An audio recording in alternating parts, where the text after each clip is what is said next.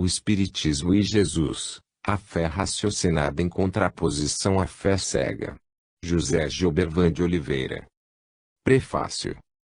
A maiêutica no Espiritismo. Ao ler e reler este livro de José Gilbervan de Oliveira, fomos ao encontro de corajosa forma de descrever as verdades da doutrina espírita. O autor surge arrojado no estilo pedagógico de usar a filosofia, dentro dos parâmetros alegóricos próprios do pensamento socrático. Maiêutica pura num processo multiplicador de perguntas e respostas em torno de casos concretos nascentes da ideia espírita a partir da codificação da doutrina trazida por Allan Kardec no ano de 1857. Livro instigante com a sublime projeção dos conceitos religiosos, na perspectiva de Deus, Jesus, Kardec e do Espiritismo, promovendo ou aplainando caminhos na eterna busca da verdade. A pressa no texto do Gilbervan que tenta a clareza de um diálogo usando da ciência dos mitos, numa autêntica e objetiva forma mitológica para aclarar fábulas que se consubstanciam em realidades plausíveis na ótica filosófica da razão. Um despertar de fé na proporção exata de desejar a paz do mundo pela união dos valores tangidos no Evangelho de Jesus. Esteante nos estudos da doutrina espírita, após a publicação de Deus existe, agora eu sei, bem como enveredando na literatura infantil, o nosso Bevan optou pela conversa franca com os animais. Usa como nunca a técnica das fábulas de Esopo e conta suas histórias de bom senso na temática do espiritismo lapidado por Kardec, o espírito da verdade. A conversa com os bichos tem uma dimensão cristã inexcedível. Paira acima da má-fé ou teimosia dos racionais em separar unicidade deífica. Somos tocados quase sempre pela vaidade de querer o nosso credo com o melhor e o mais verídico. Quanta briga nessa eterna procura da paz dos sonhos, o certo, o consciencial, o autêntico tem a roupagem da sinceridade que o Gilbervan repassa nas conversas de verossimilhança com os irracionais na pureza de intenções. Um livro ousado este que prefaciamos com o sádio orgulho de trabalhar em consonância às regras de amor ao próximo nessa belíssima tentativa de unir homens e mulheres da criação divina, no patamar da igualdade tão desejada para o campo religioso das prédicas de Jesus de Nazaré. Um exercício de fôlego que brinca com a filosofia, rebatendo conceitos e mandando recados, por indução, aos descrentes da vida além da vida e da justiça da reencarnação tão necessária ao crescimento do ser humano. Os escritos de Gilbervan evoluem a cada página. Ele usa a metodologia da simplicidade e fala em Jesus, Espiritismo, mulher e desencarnados, tudo para a conclusão com diretivas e análises bíblicas das controvérsias que envolvem Adão, Eva e o pecado original. Repercute também com expressiva conversa sobre a salvação desse maravilhoso povo de Deus que somos todos nós. No mais é ler o que se segue e sorrir tal qual riso de criança ao saborear os livrinhos de dulcíssimas teorias das verdades maiêuticas. Paulo Eduardo Mendes. Introdução. Este livro é essencialmente um instrumento cultural de difusão de ideias, transmissão de conceitos e, ainda, um instrumento de condensação e acumulação de conhecimento. Intrinsecamente é um livro de formação e de transformação.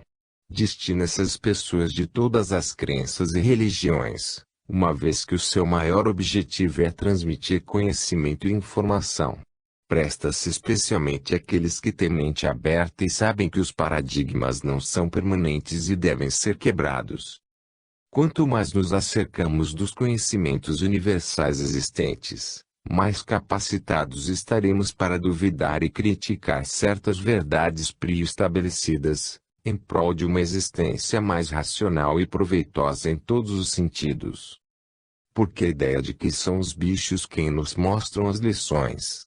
Para chamar a atenção, ficar evidente a clareza, a obviedade e importância de todo o conteúdo dos assuntos aqui tratados, e se até os irracionais os percebem, como nós, os humanos, não.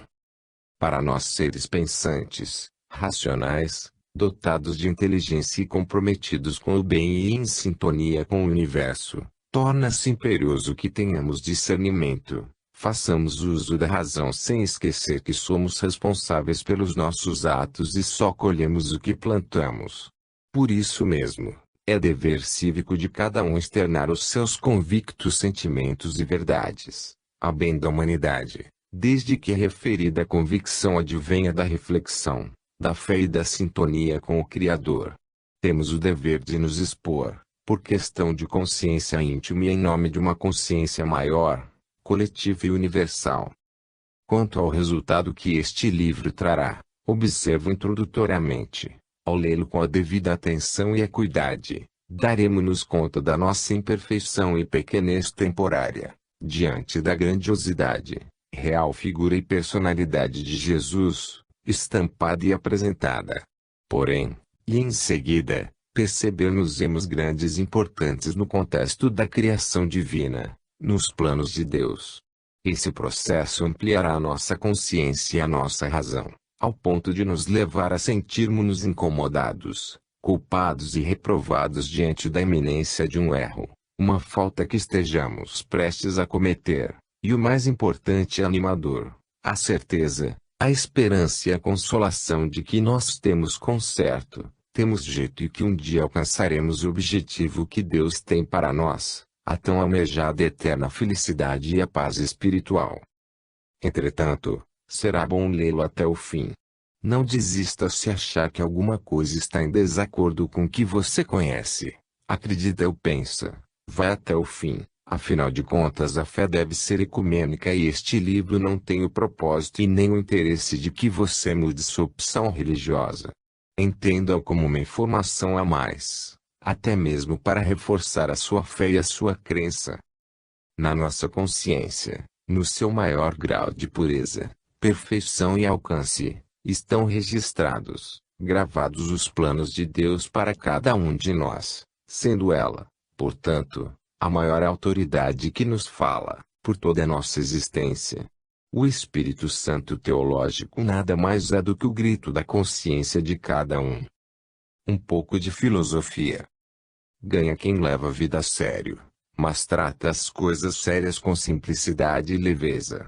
Ganha quem se adapta às situações novas com facilidade e ajusta seus novos tempos, conhecimentos e descobertas que surgem a todo momento, com o uso da razão. Ganha quem é flexível e está aberto ao novo, ao desconhecido, uma vez que muitas das coisas ditas conhecidas e acabadas que aí estão são criação da mente humana, muitas vezes eivadas de vaidade e de interesses próprios, por vezes escusos e pragmáticos sem levar em conta a essência da verdade. Da natureza ainda desconhecemos quase tudo. São infindáveis os mistérios ainda a serem revelados. A felicidade está dentro de cada um de nós. Dentre as muitas variáveis necessárias a alcançá-la, estão o descomplicar, o desapegar-se da matéria e a capacidade do indivíduo de adaptar-se às coisas e às situações novas constantemente surgidas diante das adversidades e da impermanência da vida. A felicidade está ainda e acima de tudo no amor que doamos, e quando esse amor é despretensioso, desmedido, gratuito e sem barreiras, ele pode ser comparável a um mergulho em águas profundas, ao saltar-se de um penhasco, quando nada impede que se chegue lá, até o outro. Um amor tão grande e natural que nos leva a uma sintonia fina e automática com a natureza, condutor de uma energia transformadora, energizante e revigorante que transmite paz, alegria, satisfação e mais amor, cada vez mais amor e não tem mais fim, é somente amor. A essência do viver. Amemos, portanto, desenfreadamente. Façamos essa experiência, num shopping, solte o seu amor, deixe-o fluir e sinta-se abraçando a todos e confirme o que estou dizendo. Imagine esse amor sendo praticado 24 horas. Você chega a ficar meio abobalhado, envolvido que está por uma sensação constantemente gostosa, com seu íntimo inflado por uma energia incontida, que somente Deus explica, Ele que está acima de qualquer coisa. Existe também uma estreita relação entre a felicidade e utilidade do ser, o sentir-se útil. Para sentir-se útil, necessariamente, o indivíduo tem que fazer coisas úteis. Para fazer coisas úteis, o indivíduo tem, acima de tudo, de viver o presente. O passado já se foi e o futuro pode até nem chegar, aqui na Terra, é claro. Para viver o presente, eficiente e eficazmente, na sua plenitude ainda ter a certeza e a sensação do dever cumprido, ou seja, sentir-se útil, pode parecer simples, mas não é. O indivíduo tem que fracionar o seu dia de 24 horas em minutos, pois somente assim perceberá o tempo ir-se. Assim terá a possibilidade de ficar vigilante para não desperdiçá-lo, monitorando-o, bem como suas ações, e perseguindo-o, terá a devida certeza de sua aplicabilidade integral e, se nesse ínterim foram feitas coisas úteis, esse indivíduo, inexoravelmente, sentir-se-á plenamente preenchido e satisfeito com ele mesmo. Portanto, tem que se viver o presente, minuto a minuto, sentir-se parte da natureza e praticar atos, ações e pensamentos positivos. Do contrário, além de não nos sentirmos preenchidos, nos sentiremos inúteis. Se existe pecado, talvez este seja um dos maiores, aos olhos do Criador, que nada fez de inútil. Tudo que ele fez tem um sentido e um fim essencial e contrariar isto é mortal para o espírito. Ao escrever este parágrafo inspirei-me na minha mãe que faz uso, naturalmente, deste método. Ela é Maria Lima de Oliveira, casada com Afonso Justino de Oliveira. Tem 93 anos, criou 15 filhos e já escreveu 5 livros. O papai já está na espiritualidade. Aproveito este espaço para homenagear o casal mais sábio, prudente, sereno, equilibrado e flexível que conheço. Não se trata de ser um workaholic, viciado em trabalho posto que, no sentido em que estou falando, o tempo empregado num necessário entretenimento, numa cesta após o almoço, numa conversa com os amigos e familiares, é tempo útil utilizado corretamente. Conecte-se em sintonia fina com o cosmos, com o universo, com o Criador de todas as coisas. Deus está conosco no sucesso, nas coisas boas da vida, mas temos dúvidas se Ele está nas adversidades, nas vicissitudes. As adversidades, as vicissitudes, acontecem porque fazem parte do curso normal e natural das coisas, e para muitos representam um problemão. Mas quando o indivíduo os encara com a devida naturalidade e sabedoria, então Deus chega também junto e transforma este problemão em probleminha. Essa sintonia é que nos torna exclusivos, únicos, cada um à sua maneira, filhos de Deus.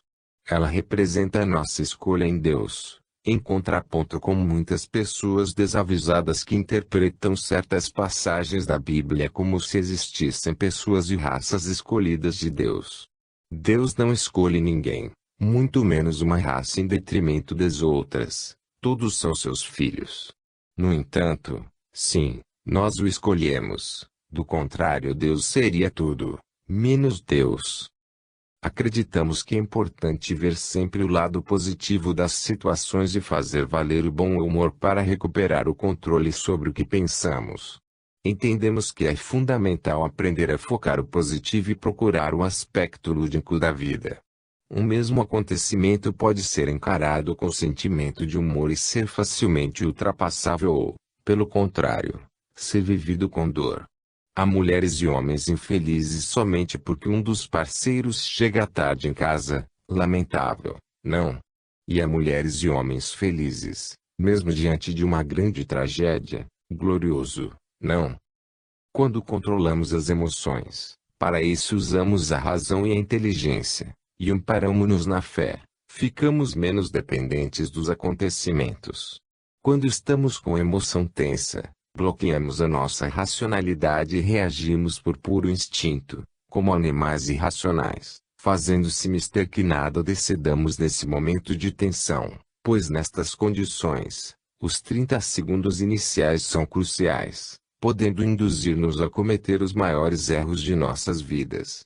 Tensos, ficamos impossibilitados de pensar para depois agir. Por isso é recomendado dar um tempo, silenciar e só agir depois que se estiver com a racionalidade recuperada.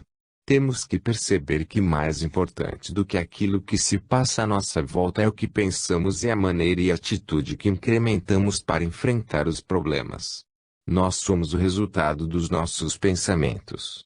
Os pensamentos determinam as nossas emoções. Pensar bem significa sentir-se bem.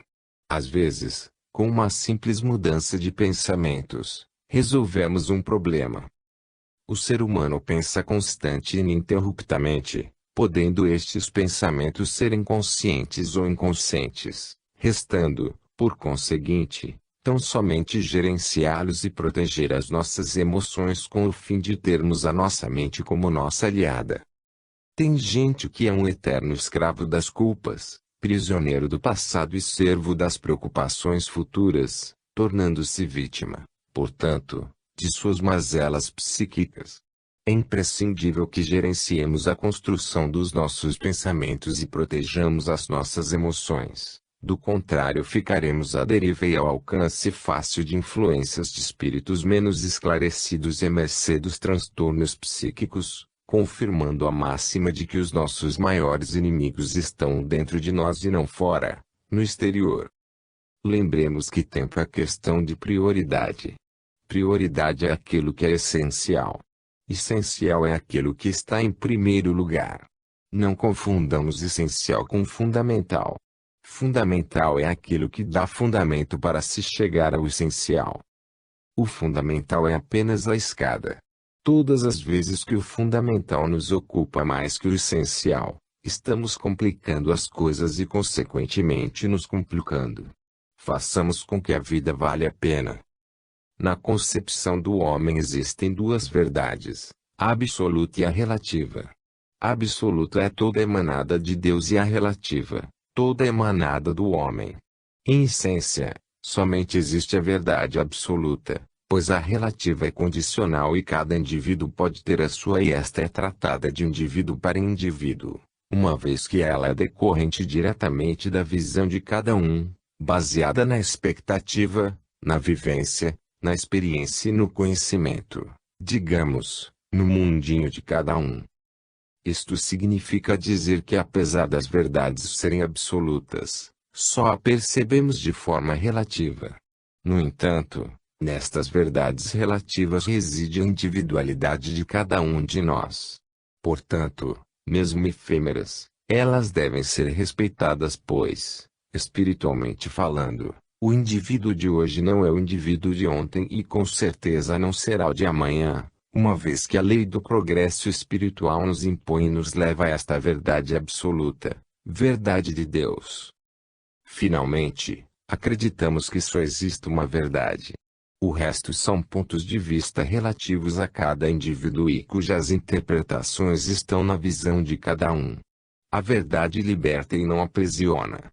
Por isso, quando Jesus disse conhecereis a verdade e a verdade vos libertará João 8:32, ele se referia à verdade divina, somente percebida pelos espíritos puros.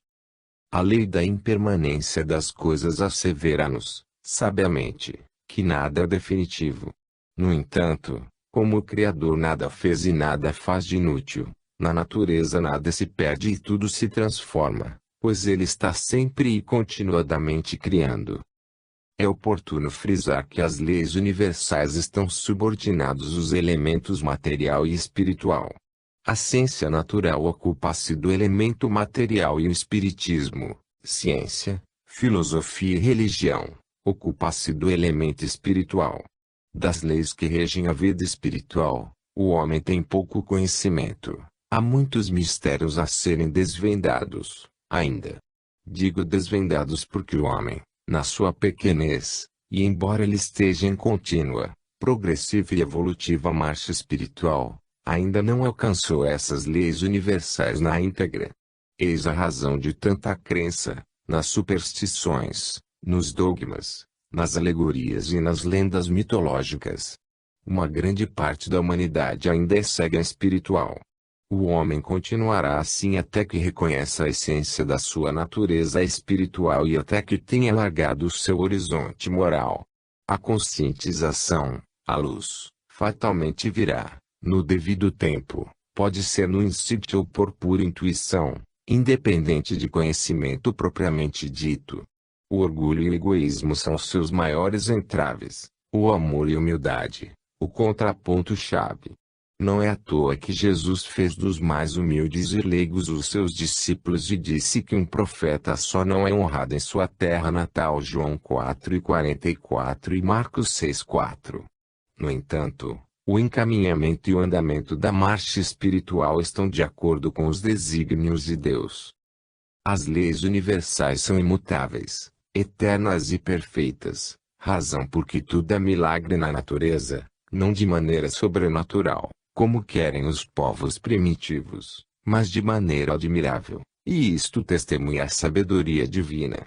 Se existe alguma coisa de sobrenatural na natureza, sem contestação, trata-se da criação das próprias leis e não algo delas decorrentes e consequentes, posto que os fatos e fenômenos inexplicáveis surgidos ao longo da história devem-se unicamente ao desconhecimento de certas e determinadas leis, especialmente das leis espirituais. Do contrário, tem que se admitir que Deus ou criou leis falhas, ou se esqueceu de fazer algumas leis, ou ainda fez e faz leis perfeitas, mas derrogas, para permitir o sobrenatural, tão prejudicial aos menos avisados.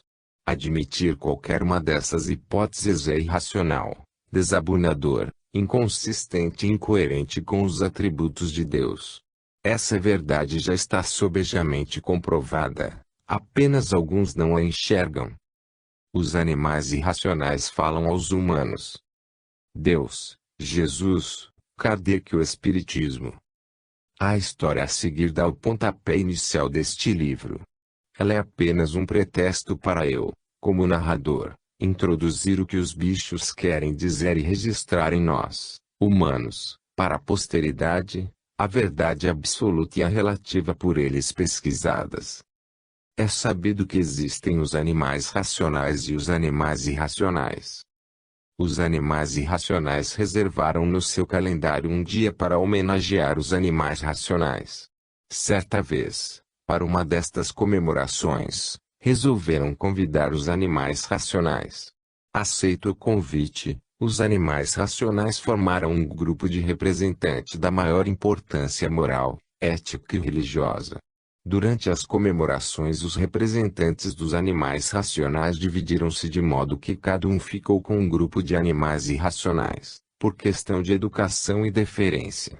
Lá pelas tantas, os componentes da comitiva dos animais racionais foram segregando-se dos grupos dos animais irracionais, o que era de se esperar, pois nas leis humanas, diferentemente das leis da física e da matemática, os semelhantes se atraem.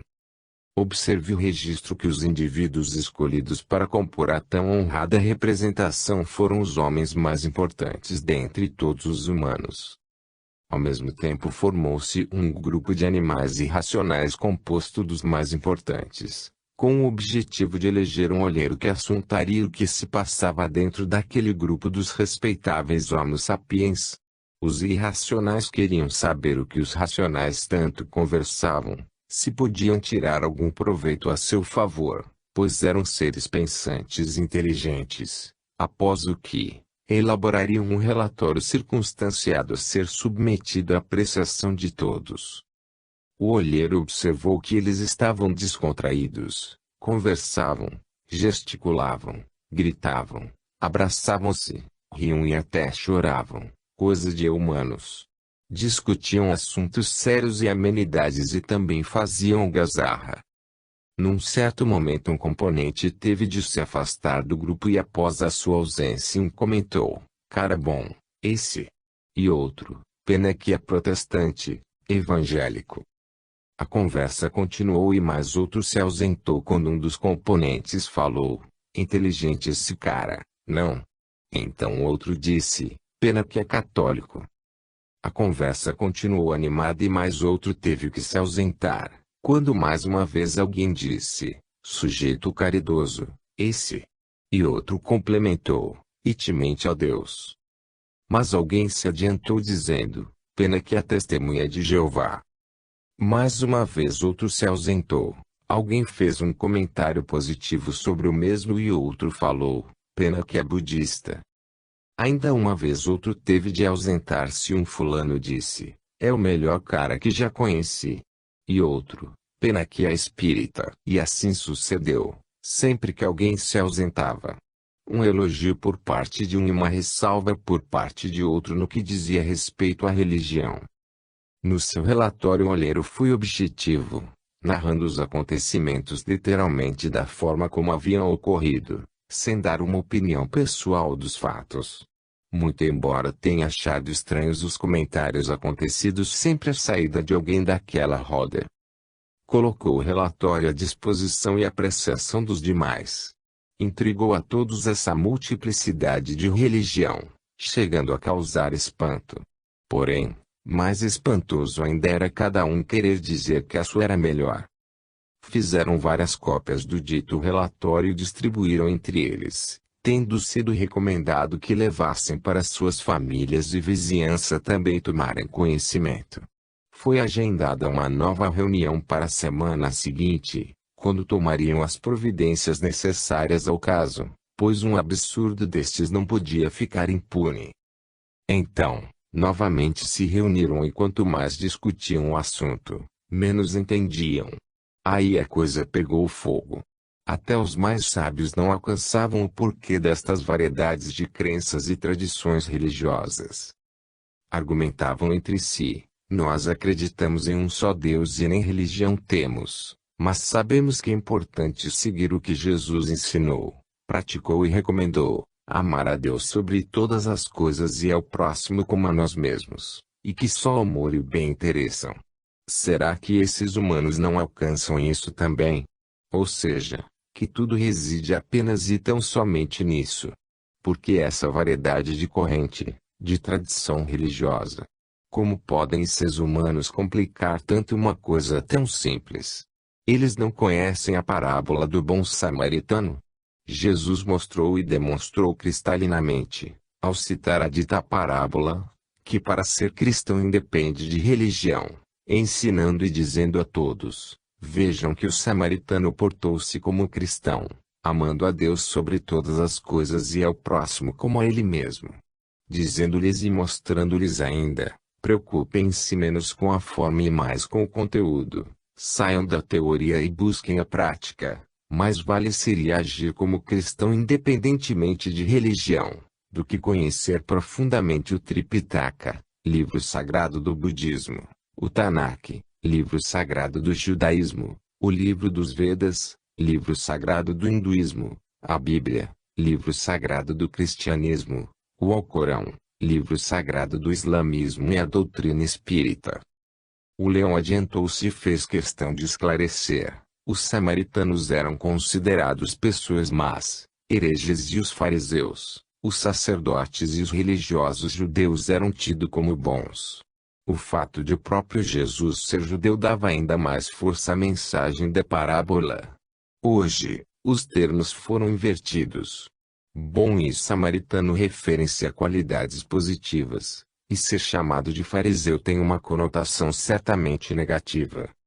Com essa parábola, Jesus mostrou que as pessoas são boas ou más, devido aos relacionamentos que estabelecem e não a algo que lhes é inerente desde que nasceram. Então, o que vocês humanos devem fazer é estabelecer um relacionamento íntimo com Deus. E continuaram, não vem que para esta exorbitância de correntes religiosas o Deus é único. E se são tantas é porque nenhuma detém a verdade absoluta. E mesmo que apenas uma delas fosse a verdadeira, mas se os seus membros não agissem como agiu o bom samaritano, estariam, a partir desta falta, toda a sua filosofia e base religiosa prejudicadas, pois não adianta a teoria sem a devida prática. Ou seja, não atenderia aos desígnios de Deus. Não entendem e nem compreendem que o Deus pode ser de diferentes religiões. Que muitos são os caminhos, mas única é a chegada. quicada. Por isso, devem respeitar todos os outros caminhos e tomarem consciência de que a fé é uma energia única em todo ser, uma força transformadora, curativa, enriquecedora, fonte de paz, de sabedoria e de amor.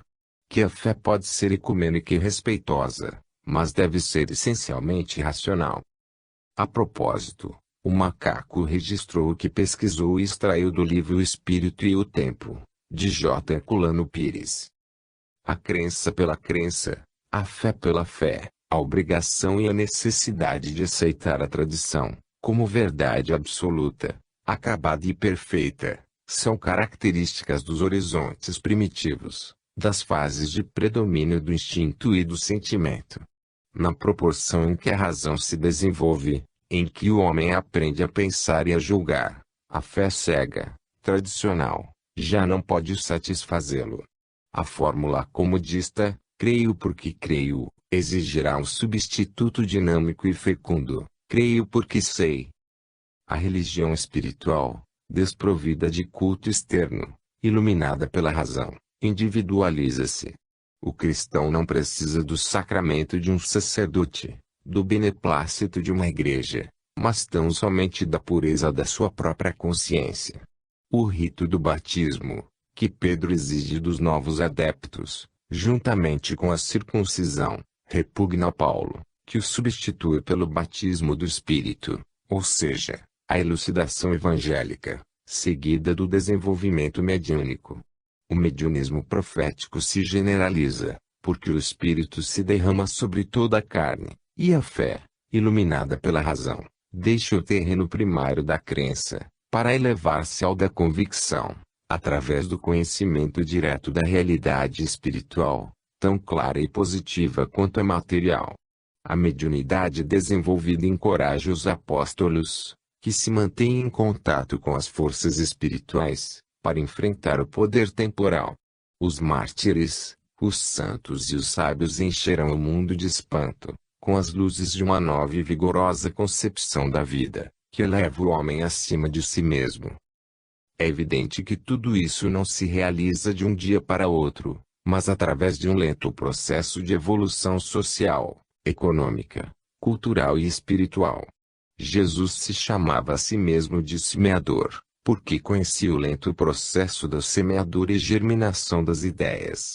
Sabia, também, que os princípios da sua doutrina, do seu ensino, teriam de sofrer as deformações naturais desse processo. Por isso anuncia, como vemos no Evangelho de João, a vinda do Consolador, do Paráclito, do Espírito da Verdade, incumbido de restabelecer a pureza da seara, separando o joio do trigo.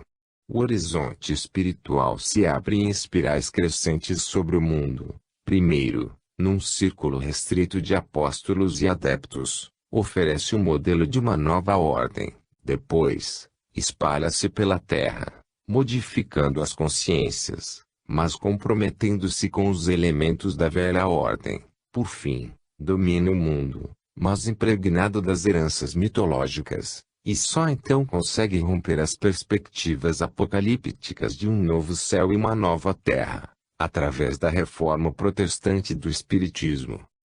Quando os homens atingiram o nível necessário de conhecimento, para voltarem à verdadeira concepção cristã, tornando-se capazes de compreender o que o Cristo havia ensinado e o que não pudera ensinar na sua época, segundo as suas próprias palavras, então a revolta sacudiu a igreja e o Espírito derramou-se fartamente sobre toda a carne.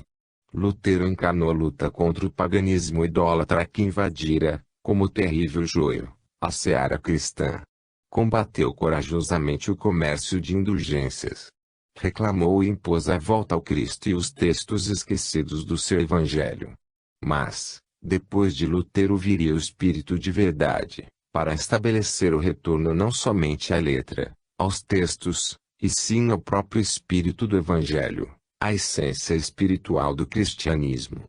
E Kardec iniciaria o grande movimento doutrinário de restabelecimento do ensino de Jesus, sob a égide da falange do Espírito de Verdade. É por isso que vemos, na propagação do Espiritismo, repetirem-se os milagres da fé e da coragem dos cristãos primitivos.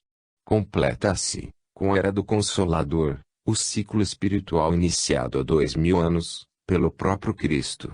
Os mártires se entregavam às chamas e esferas, porque sabiam existir uma realidade supraterrena, e não apenas por crerem nessa realidade. Entre os espíritas, veremos a mesma coisa. O escritor inglês Denis Bradley concluiu seu livro, Rumo às Estrelas, declarando peremptoriamente: eu não creio. Eu sei. É essa convicção poderosa, resultante do desenvolvimento da mediunidade positiva, que faz o movimento espírita enfrentar todas as forças organizadas do mundo, desde o púlpito até a cátedra, para sustentar uma nova concepção da vida e do mundo. Kardec explica, em A Gênese, capítulo 1, porque o Espiritismo só poderia surgir em meados do século XIX, depois da longa fermentação dos princípios cristãos da Idade Média e do desenvolvimento das ciências na Renascença. Escreveu ele, o Espiritismo, tendo por objeto o estudo de um dos elementos constitutivos do universo, toca forçosamente na maioria das ciências. Só poderia, pois, aparecer, depois da elaboração delas. Nasceu pela força mesma das coisas, pela impossibilidade de tudo explicar-se apenas pelas leis da matéria.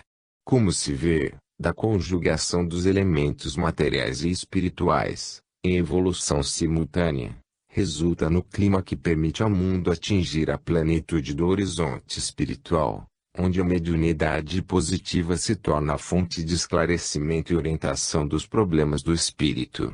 Graças a ela, o homem se emancipa da tutela dos ritos e cultos primitivos. O cristianismo aparece como o verdadeiro arremate desse vasto processo. Jesus não se limita a condenar o apego ao ritualismo religioso no mundo judaico. Ele proclama a natureza espiritual de Deus, e consequentemente a do homem, filho de Deus. Ensina a universalidade do espírito, rompendo assim as barreiras de todos os preconceitos tribais, que dividiam a humanidade em grupos raciais ou religiosos.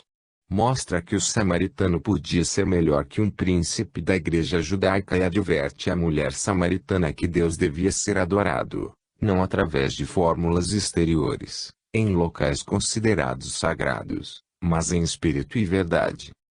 Quando observamos o fenômeno do aparecimento e da propagação do cristianismo, primeiramente na Palestina, e depois no mundo, verificamos que se tratava de uma verdadeira revolução. Mas a característica dessa revolução é precisamente o apelo à razão. O cristianismo exigia das criaturas o uso desse poder misterioso do raciocínio, que as fazia senhoras de si mesmas, responsáveis pelos seus atos, contra a autoridade das escrituras e dos rabinos, bem como da própria tradição. Jesus proclamava a soberania da consciência. Limpar o vaso por dentro e não apenas por fora. Servir-se do sábado, em vez de escravizar-se a ele. Orar conscientemente, sabendo que Deus, sendo Pai, não dá pedra a quem lhe pede pão, nem cobra a quem lhe pede peixe. Ao final da reunião, os animais verificaram e concluíram que não podiam mudar a situação, absurda, diziam eles, mas podiam fazer alguma coisa, qual seja, excluírem do seu calendário o dia em homenagem aos animais racionais e instituírem o Dia dos Animais Irracionais, como forma de protesto. Assim o fizeram, mas com uma condição, com a qual todos acordaram: esse dia somente começará a valer a partir do instante em que os humanos compreenderem a verdade segundo a qual chegará o dia em que haverá um só rebanho e um só pastor. Está nos evangelhos de Jesus, não sabem? Tenho ainda outras ovelhas que não são deste aprisco, é necessário também que eu as conduza, elas escutarão a minha voz, e não haverá senão um rebanho e um pastor. João 10:16. E registraram, conforme está no Evangelho segundo o Espiritismo, de Allan Kardec. É necessário também recordar uma coisa, a saber, se cada época notável teve os seus reveladores, se espíritos eminentes vieram trazer aos homens, conforme os tempos e lugares, elementos de verdade e progresso, os germes por eles semeados ficaram estéreis, muitas vezes. Suas doutrinas, mal compreendidas, deram origem a religiões que se excluem e se condenam injustamente, porque todas são irmãs e repousam sobre duas bases comuns, Deus e a imortalidade. Cedo ou tarde, elas se fundirão em vasta unidade, quando as névoas que envolvem o pensamento humano se houverem dissipado ao sol brilhante da verdade. Do livro Cristianismo e Espiritismo de Leon Denis, extraíram e registraram. É necessário também recordar uma coisa, a saber, se cada época notável teve os seus reveladores, se espíritos eminentes vieram trazer aos homens, conforme os tempos e lugares, elementos de verdade e progresso, os germes por eles semeados ficaram estéreis, muitas vezes. Suas doutrinas, mal compreendidas, deram origem a religiões que se excluem e se condenam injustamente, porque todas são irmãs e repousam sobre duas bases comuns, Deus e a imortalidade. Cedo ou tarde, elas se fundirão em vasta unidade, quando as névoas que envolvem o pensamento humano se houverem dissipado ao sol brilhante da verdade. Concluíram, esses humanos são dignos de compaixão. Deus os abençoe. Essa história ainda está para acontecer. Uns chamarão de profecia, outros de visão, outros de premonição e outros de presciência. Mas, o futuro encarregar-se-á de mostrar e comprovar que nós, irracionais, neste caso, estamos cobertos de razão. Ora se estamos, disseram os animais. Depois deste incidente os bichos continuaram a se reunir e passaram a pesquisar sobre os humanos e descobriram que a coisa é mais complicada e perniciosa do que pensavam, pois muitos dos erros ou enganos ligados aos assuntos religiosos eram intencionais e na maioria das vezes praticados por humanos estudiosos do assunto e inteligentes, com o poder e o dom de disseminar conhecimentos e a palavra. Observaram também que muitas das passagens bíblicas são tendenciosas, fantasiosas e machistas. A história de Adão e Eva, os milagres, a existência de céu e inferno, céu eternamente e inferno também eternamente, assim como o nascimento e morte de Jesus são histórias de antigamente, dos nossos antepassados, pois muita coisa mudou em face das descobertas científicas. Sem falar que estamos engatinhando, ainda desconhecemos muitas leis naturais e pouco conhecemos dos mistérios divinos.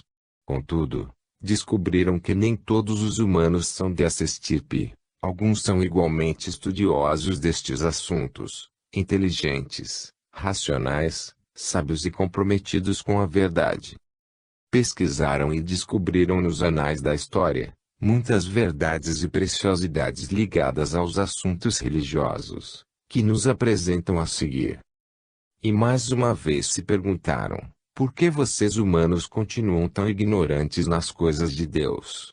Não veem que o bem e o mal estão dentro de cada um de vós, não fora, no exterior? Resta-vos fazer a opção pelo bem, posto que cada um tem o vosso céu e o vosso inferno gravados em vossas consciências.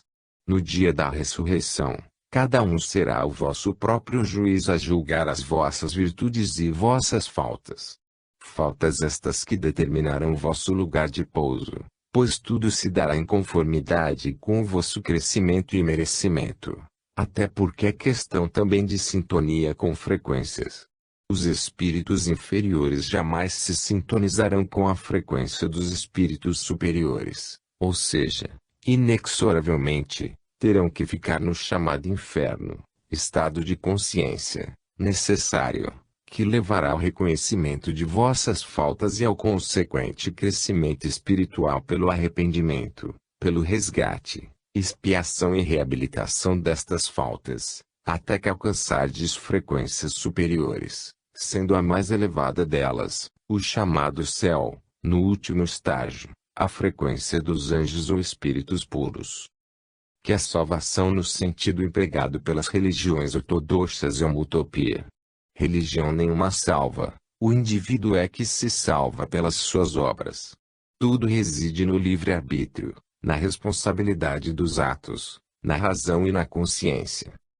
Que tão somente o arrependimento não é tudo em relação à salvação. O arrependimento determina apenas e tão somente o início, porquanto essa tomada de consciência é necessária e imprescindível ao processo, ou seja, sem esta conscientização vocês humanos não darão partida em direção a ela. A salvação advém de um processo que se concretiza em 3 atos: a conscientização, reconhecimento dos erros e o consequente arrependimento, a esperança consoladora de que a salvação existe e é possível, e a certeza de que cada um a alcançará através do resgate de suas faltas. Aí, em coro, desafiaram os bichos: quem de vocês, humanos, quem souber avisem-nos, já viu um juiz terreno dispensar o réu de cumprir a sua pena, mesmo que ele tenha chorado lágrimas de sangue por estar arrependido do ato vil?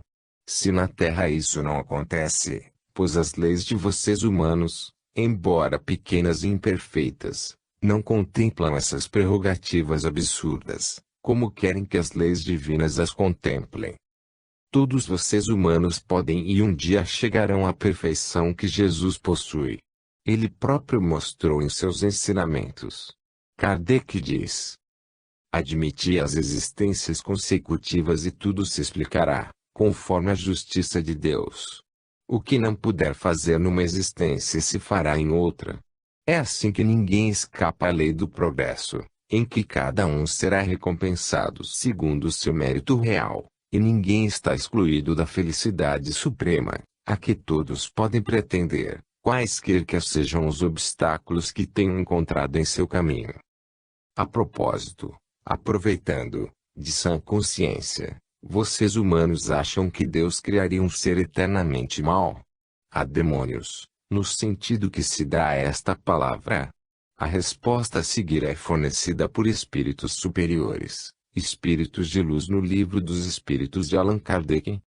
Se houvessem demônios, eles seriam obra de Deus, e Deus seria justo e bom se houvesse criado seres devotados eternamente ao mal e infelizes. Se há demônios, eles habitam em teu mundo inferior e em outros semelhantes.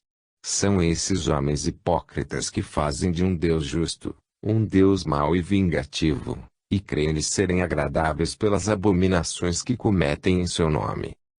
Indagou a vaca: não será mais justo e racional aceitar que existem espíritos imperfeitos, ainda não de todo puros, inferiores que, aproveitando vossos pensamentos negativos, vossas baixas e más virtudes, vossos desejos puramente carnais, por simpatia e em sintonia com vossas más aspirações, acercam-se de vós, ora opinando, ora influenciando, ora dirigindo e direcionando vossas ações e atitudes e criando e recriando em vós pensamentos levianos e desprezíveis.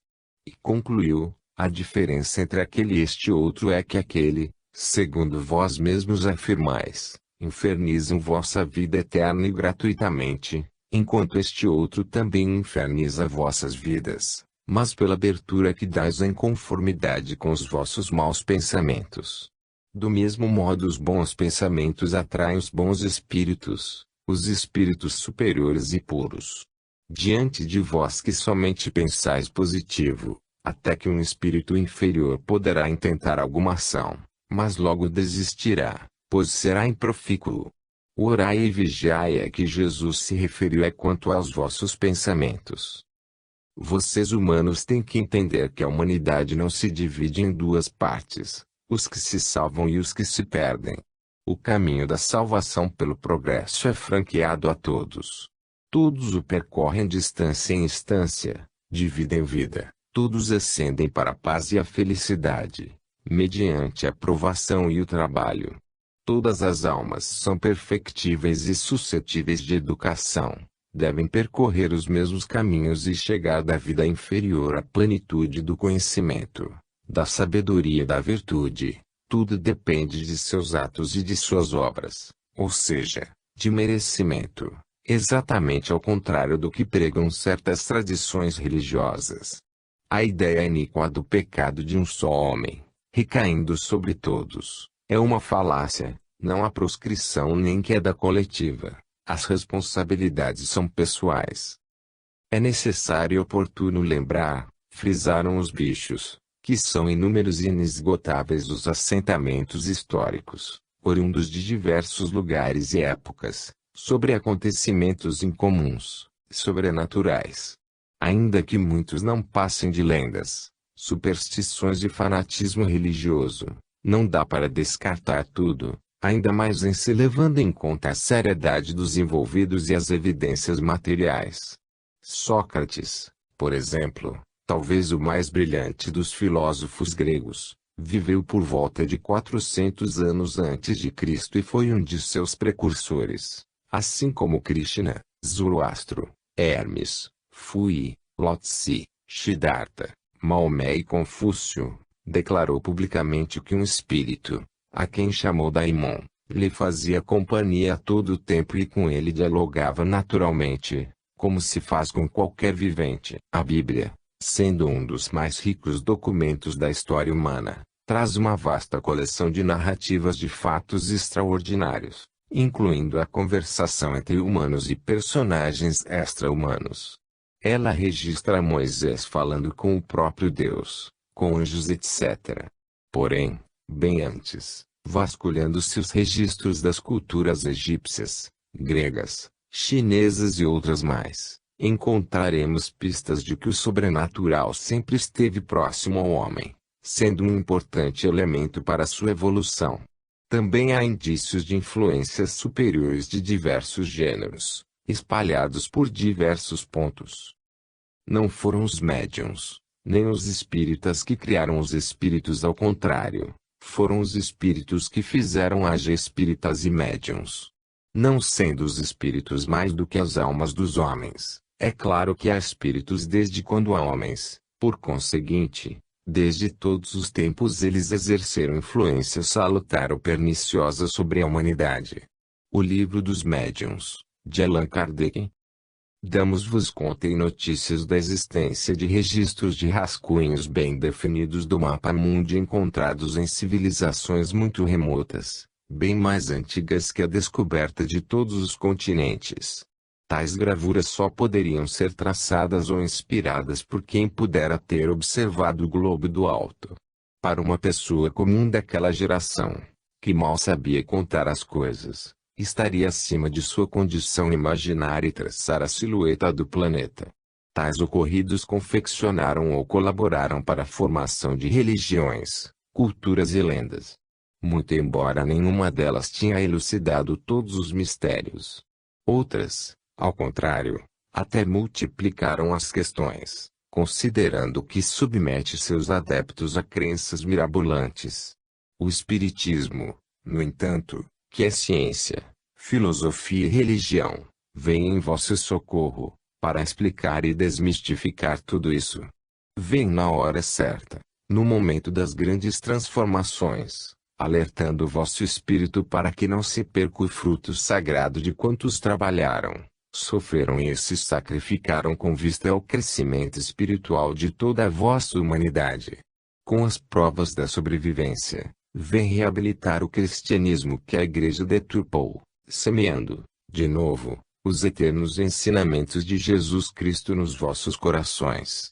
Com as verdades da reencarnação, vem explicar o absurdo das teorias igualitárias absolutas, cooperando na restauração do verdadeiro caminho do vosso progresso.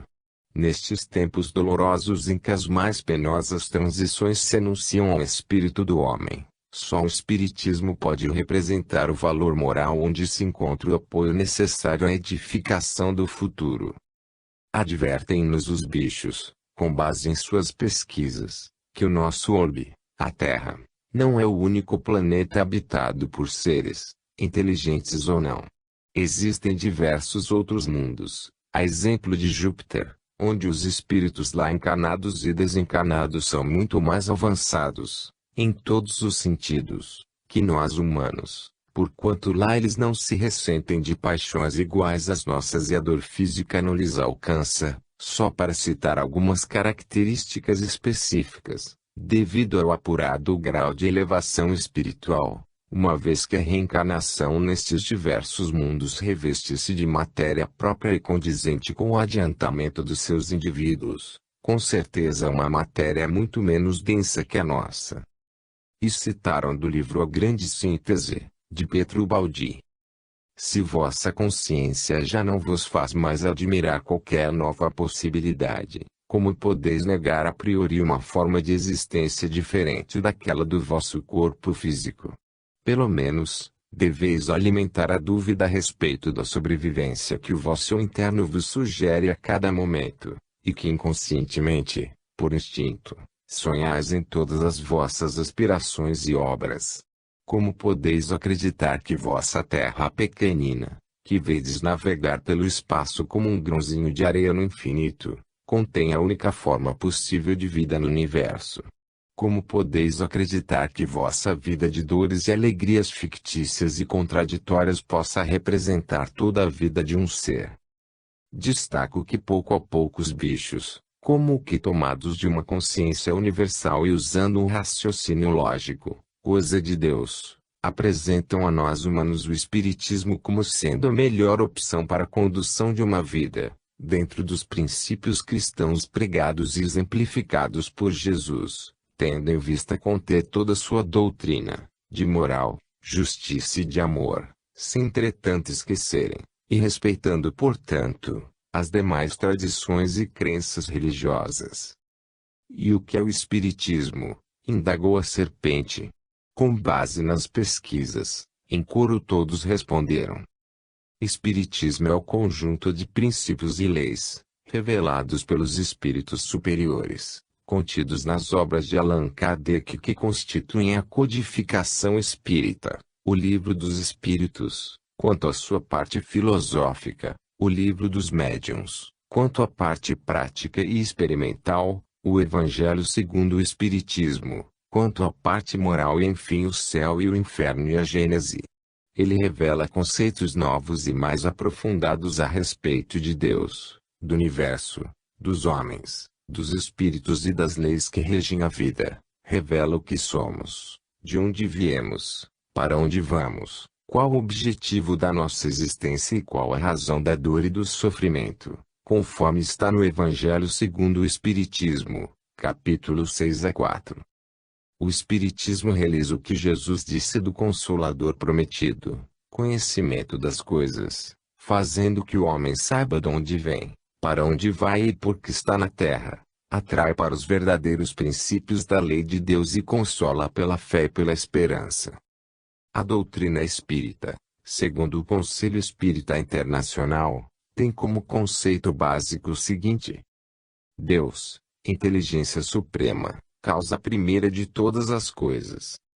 Jesus, o guia e modelo. Allan Kardec, o codificador da base fundamental. O Espiritismo é a terceira revelação de Deus para com o vosso mundo. É o Consolador prometido por Jesus que, sob os novos esclarecimentos doutrinários, vem elucidar as grandes questões acerca da natureza da vossa existência, trazendo com isso esperança e conforto para vocês humanos projetarem o vosso futuro.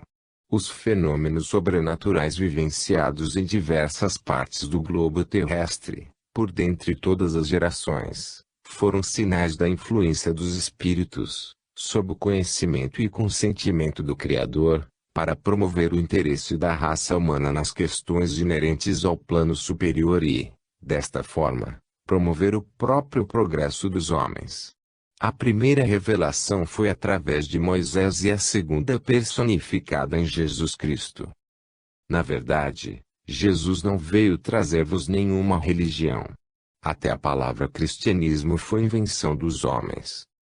Jesus, bem como outros mestres iluminados que Deus vos enviou, veio vos exemplificar a verdade, que um dia será conquista de todos.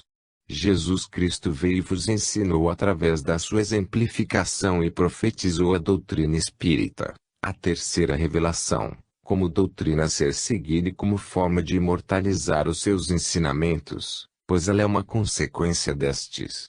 Além do mais, ela existe desde a criação, Por isso só soma ao cristianismo. Ela representa o retorno de Jesus, que é justamente o Consolador que lhe prometeu. O Consolador é a complementação dos ensinos de Jesus. O Espiritismo vos dá todas as respostas capazes de sossegar o vosso coração, de falar ao vosso entendimento.